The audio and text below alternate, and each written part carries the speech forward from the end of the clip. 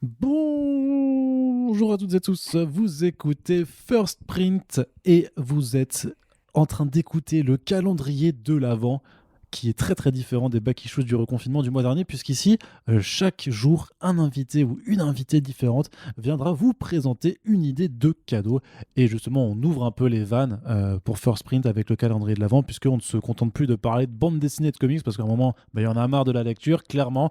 Voilà donc un cadeau généralement orienté pop culture pour brasser vraiment tout ce qui pourrait faire plaisir à vos proches en cette fin d'année 2020 assez particulière.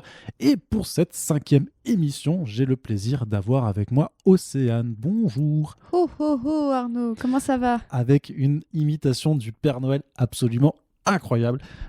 Océane, tu es podcastrice pour le Lemon Adaptation Club C'est ça. qui fait partie du label Bonus Tracks. Ouais, c'est bien ça. Et j'ai envie de te demander, Océane, est-ce que par hasard, tu nous parlerais pas d'une adaptation pour ton calendrier de l'Avent? Eh ben c'est marrant ça. Eh bien si, du coup, ma recommandation ce serait le steelbook de la série Watchmen de Damon Lindelof. La série était passée sur OCS, mais elle a le droit quand même à une belle sortie physique avec des bonus, ma foi, fort intéressants. Et c'est l'occasion de découvrir ou redécouvrir l'une des meilleures adaptations de BD super-héroïques depuis un paquet d'années, faut bien le dire. Et une série qui a d'ailleurs été récompensée récemment aux Emmys, avec plein de Emmys pour Regina King, pour la musique, pour la meilleure mini-série, Ouais, pour tout simplement, ouais. Yahya Abdul-Mateen aussi. Enfin, vraiment, tout le monde ou presque a été arrosé de Emmys. Donc, c'est pour une fois une preuve assez tangible que les Emmys, parfois, ils donnent les récompenses aux bonnes personnes. Alors, c'est une adaptation effectivement qui s'inspire de l'œuvre Watchmen d'Alan Moore et Dave Gibbons, mais ça va plus loin en fait. L'adaptation de Damon Lindelof en fait est un peu une suite aux comics. Est-ce que tu peux nous faire un petit peu juste le pitch de la série pour celles et ceux qui nous écoutent? C'est ça. Donc, tout d'abord, il faut bien savoir que la série Watchmen est la suite de la BD et non du film de Zack Snyder. Donc, l'intrigue reprend environ 30 ans, voire, ouais, on va dire 30 ans après les événements qui se sont passés à New York avec le poulpe qui a buté tout le monde sur les ordres d'Ozymandias. Et donc, on suit à la fois certains personnages de la BD d'Alan Moore et d'autres qui sont des créations, des nouveautés apportées par Damon Lindelof pour empêcher un nouveau complot de se produire. Et donc la série parle de racisme, de white suprémacisme, de féminisme aussi. Elle parle des traumas de l'Amérique, notamment avec la guerre du Vietnam.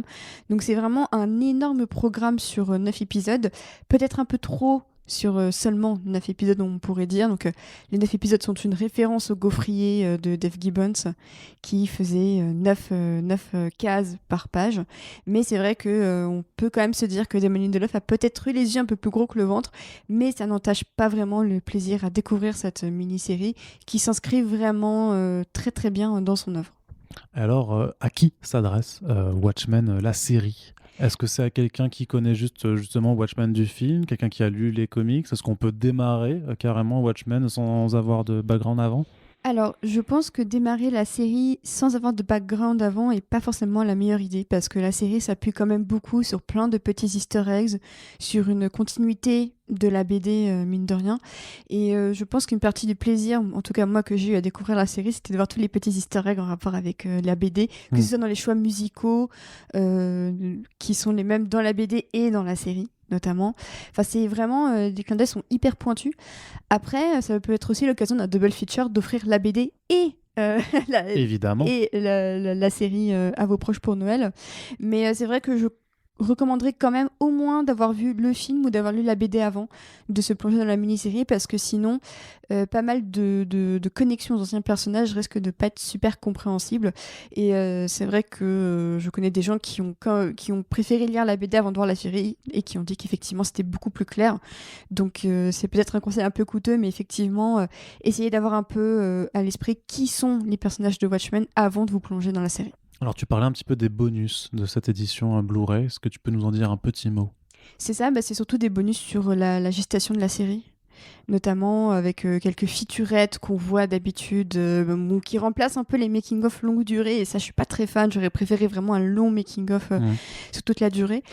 Sinon, le seul bémol que j'aurais au niveau des making-of, c'est qu'il y a... Faut pas faire un bémol, c'est un cadeau, il faut l'offrir. Bah ouais, mais disons que ne vous attendez pas à entendre parler de musique dans ces bonus. Et c'est vrai que c'est quand même dommage parce qu'on sait à quel point à côté, toute la BO de Trent Reznor Atticus Ross a eu le droit à une magnifique sortie en vinyle à côté. Donc c'est vrai qu'on aurait pu s'attendre peut-être à un bonus en rapport avec la musique. Donc c'est pas vraiment le cas dans le Steelbook. Mais pour rester dans l'optimisme d'Arnaud pour Noël, le reste est suffisamment intéressant pour que ça vaille le coup de l'avoir en physique chez soi. Surtout que l'emballage est quand même plutôt joli, je trouve. Voilà, donc un steelbook qui en plus vous est proposé alors pour la somme de 40 € d'après les sites revendeurs que je consulte. Et donc voilà, c'est disponible dans tous les magasins qui existent tout simplement en espérant qu'ils soient ouverts à l'heure où ce podcast sort. Et sinon, de toute façon, ce conseil d'Océane reste intemporel puisque c'est pas parce que par exemple si vous nous écoutez en janvier, je sais pas, 2021 ou même en février 2025, je pense que ça n'aura pas changé d'avis et vous recommandera de toute façon Watchmen, la série. Tout à fait. Et bien voilà, et bien je te remercie Océane, n'hésitez pas à partager ce podcast si vous êtes d'accord avec cette recommandation ou si ça vous a suffisamment intéressé pour aller le placer sous le sapin de quelqu'un d'ici quelques semaines. Même de vous-même, j'ai envie de dire, offrez-vous aussi. Oui, c'est vrai. Faut savoir s'offrir des beaux cadeaux parfois. C'est vrai. Je vais prendre ce conseil. Effectivement, je vais me faire plein de cadeaux également. Océane, je te remercie. Merci Arnaud. Et à tous nos auditeurs et auditrices, rendez-vous dès demain pour la suite du calendrier de l'Avent. Salut! Et bonne fête!